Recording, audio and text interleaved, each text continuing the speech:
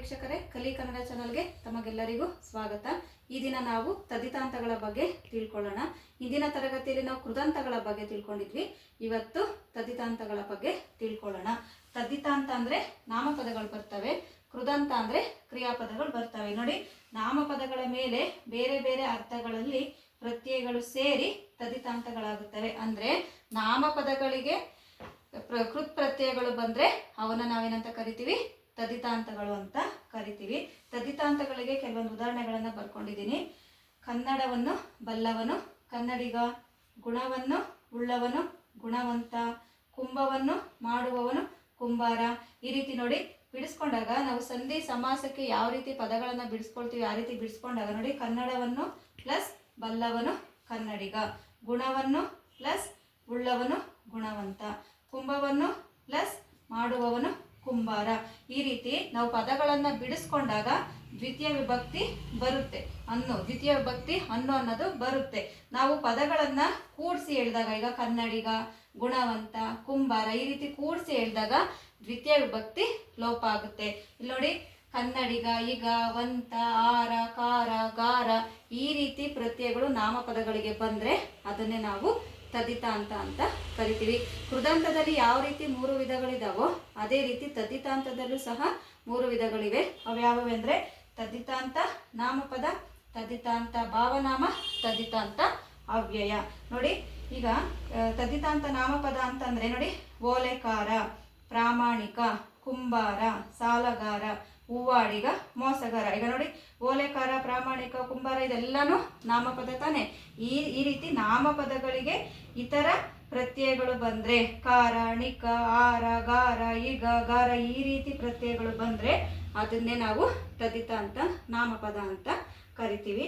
ನೋಡಿ, ಇದನ್ನ ಈಸಿಯಾಗಿ ಇನ್ನೂ ಅರ್ಥ ಆಗ್ಲಿಲ್ಲ ನಮ್ಗೆ, ಇದು ತದ್ದಿತಾಂತ ನಾಮಪದನೇ ಅಂತ ನಾವು ನೋಡಿದ ತಕ್ಷಣ ಈಸಿಯಾಗಿ ಕಂಡುಹಿಡಿಯೋದು ಹೇಗೆ ಅಂದ್ರೆ, ಇದರಲ್ಲಿ ದ್ವಿತೀಯ ವಿಭಕ್ತಿ ಲೋಪ ಆಗಿರುತ್ತೆ. ನಾನು ಆಗ್ಲೇ ಹೇಳಿದೆ ನೋಡಿ, ನಾವು ಒಂದು ಪದವನ್ನ ಬಿಡಿಸ್ಕೊಂಡಾಗ, ಈಗ ಕನ್ನಡವನ್ನು ಬಲ್ಲವನು ಕನ್ನಡಿಗ, ಮೋಸಗಾರ, ಮೋಸವನ್ನು ಮಾಡುವವನು ಮೋಸಗಾರ ಅಂದ್ರೆ ಬಿಡಿಸಿದಾಗ ಅನ್ನೋ ಅಂತ ಪ್ರತ್ಯಯ ಇರುತ್ತೆ. ಅದನ್ನೇ ನಾವು ಕೂಡಿಸಿ ಹೇಳಿದಾಗ ಸಾಲಗಾರ, ಕುಂಬಾರ, ಪ್ರಾಮಾಣಿಕ ಈ ರೀತಿ ಕೂಡಿಸಿ ಹೇಳಿದಾಗ ದ್ವಿತೀಯ ವಿಭಕ್ತಿ ಲೋಪ ಆಗಿರುತ್ತೆ. ಅದನ್ನೇ ನಾವು ತದ್ದಿತಾಂತ ನಾಮಪದ ಅಂತ ಕರಿತೀವಿ.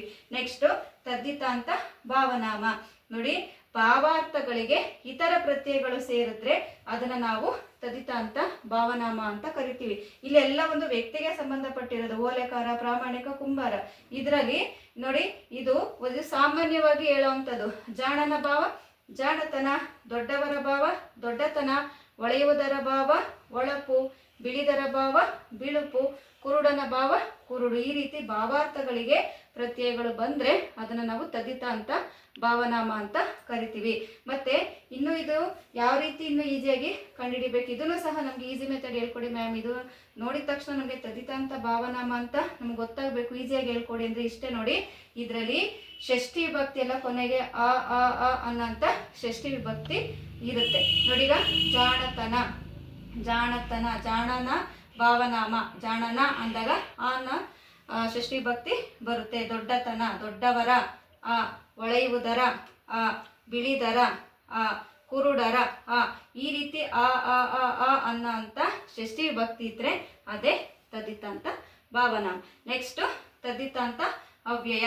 ನಾಮಪದಗಳಿಗೆ ಇತರ ಅವ್ಯಯಗಳು ಬಂದ್ರೆ ಅದೇ ತದ್ದಿತಾಂತ ಅವ್ಯಯ. ನೋಡಿ, ಇಲ್ಲಿ ದೇಶಕ್ಕಾಗಿ, ಮನೆಯ ತನಕ, ಭೀಮನೊಡನೆ, ಜನರಿಗೋಸ್ಕರ, ರಾಮನಿಗಿಂತ, ಸಂಜೆಯವರೆಗೆ ಈ ರೀತಿ ನಾಮಪದಗಳಿಗೆ ಆಗಿ, ತನಕ, ಒಡನೆ, ಓಸ್ಕರ, ಗಿಂತ, ವರೆಗೆ ಈ ರೀತಿಯಾದಂಥ ಅವ್ಯಯಗಳು ಬಂದ್ರೆ ಅದೇ ತದ್ದಿತಾಂತ ಅವ್ಯಯ. ನೋಡಿ, ಈಗ ಈಸಿಯಾಗಿ ಹೇಳ್ಬೇಕಂದ್ರೆ ದೇಶ ಅನ್ನೋದೇನು ನಾಮಪದ, ದೇಶ ನಾಮಪದ, ಮನೆ ನಾಮಪದ, ಭೀಮ ನಾಮಪದ, ಜನ ನಾಮಪದ, ರಾಮ ನಾಮಪದ, ಸಂಜೆ ಅನ್ನೋದು ಕೂಡ ನಾಮಪದ.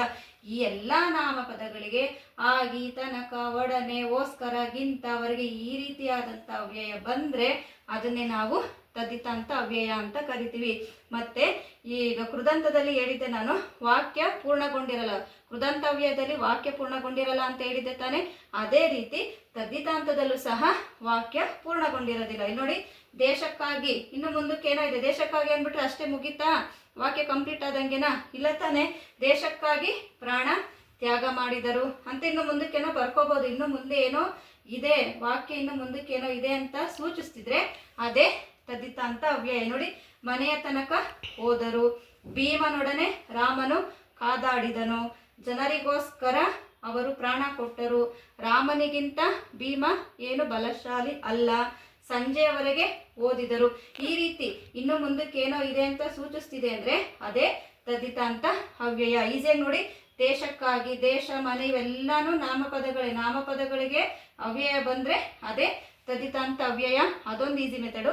ನೆಕ್ಸ್ಟು ವಾಕ್ಯ ಪೂರ್ಣಗೊಂಡಿರೋ ನೋಡಿದ ತಕ್ಷಣ ಇದು ತದ್ದಿತಾಂತ ಅವ್ಯಯನೇ ಅಂತ ನಾವು ಕಂಡುಹಿಡಿಬೇಕು ಅಂದರೆ ಅದು ವಾಕ್ಯ ಪೂರ್ಣಗೊಂಡಿರೋ. ದೇಶಕ್ಕಾಗಿ ಅಂತಿದೆ, ಅರೆ ಬರೀ ದೇಶಕ್ಕಾಗಿ ಅಂತ ಇದೆ ಮುಂದೆ ಅಂತ ನಮ್ಗೆ ಅನಿಸಿದೆ ಅಂದರೆ ಅದೇ ತದ್ದಿತಾಂತ ಅವ್ಯಯ. ಅಂದರೆ ತದ್ದಿತಾಂತ ಅವ್ಯಯದಲ್ಲಿ ವಾಕ್ಯ ಪೂರ್ಣಗೊಂಡಿರೋದಿಲ್ಲ.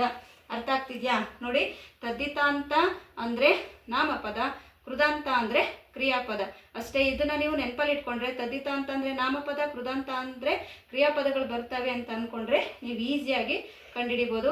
ಪರೀಕ್ಷೆಯಲ್ಲಿ ನಿಮಗೆ SSLC ವಿದ್ಯಾರ್ಥಿಗಳಿಗೆ ಹೇಳ್ತಾ ಇರೋದು 100% ತದ್ದಿತಾಂತ ಅಥವಾ ಕೃದಂತಗಳ ಬಗ್ಗೆ 100% ಒಂದು ಮಾರ್ಕ್ಸ್ಗಾದರೂ ಕೇಳ್ತಾರೆ. ಇವೆರಡರಲ್ಲಿ ಒಂದು ಇದ್ದೇ ಇರುತ್ತೆ. ಅದಕ್ಕೆ ನಿಮಗೆ ಅದನ್ನು ಈಸಿಯಾಗಿ ಯಾವ ರೀತಿ ಕಂಡುಹಿಡಿಯೋದು ಅಂತ ಹೇಳ್ಕೊಟ್ಟಿದ್ದೀನಿ. ನನ್ನ ಮಾಹಿತಿ ನಿಮಗೆ ಇಷ್ಟ ಆಗಿದ್ರೆ ನನ್ನ ಚಾನಲ್ನ ಸಬ್ಸ್ಕ್ರೈಬ್ ಮಾಡಿ, ಲೈಕ್ ಮಾಡಿ, ಶೇರ್ ಮಾಡಿ. Thank you.